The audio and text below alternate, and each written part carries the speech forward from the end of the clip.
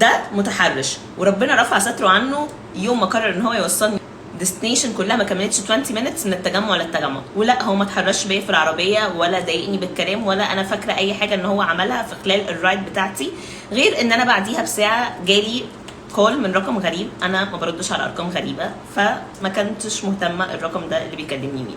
هي دي المسج اللي جات لي. بالنسبه لي المسج كانت غريبه بس برضو تمام، انا مش هاممني فمش هرد. ما اعرفش مين، ان انا حطيته على ترو كولر وجات كونتاكت والحاجات دي كلها، انا مش لاقيه له اي اسم ملوش اي هاشتاجز، فخلاص تمام كبرت دماغي. لحد امبارح بقى هو المين ريزن ان انا لقيت الرقم، نفس الرقم بعت لي مسج هو ده مش انتي، وبعت لي صوره بنت اريانا.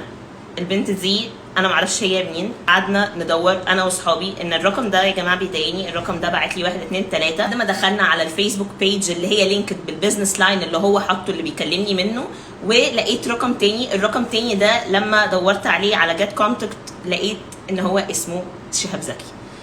مين بقى شهاب زكي ده واحد الله اعلم، انا ما اعرفش هو بيشتغل اي تي ولا بيشتغل اوبر ولا بيشتغل ايه بالظبط. فرجعنا لكل الرايدز بتاعتي اللي انا ركبتها في خلال ال3 ايام دي. المفاجاه ان هو شخص فعلا وصلني. البني ادم ده ان هو عادي ان هو يبعت لي، عادي هو ان هو يأذيني نفسيا بان هو يبعت صور بنت، وخلاني ان انا دلوقتي عندي دور ان انا اروح اعمل محضر عشان انا كان ممكن يتعرض ليا، كان ممكن يحصل لي اي حاجه. الله اعلم في كام بنت ممكن تكون بتركب معاه كل يوم وهي ما تعرفش ان الشخص ده متحرش، ما تعرفش الشخص ده ممكن يطلع منه اي حاجه. امان ربنا يسترها علينا كلنا.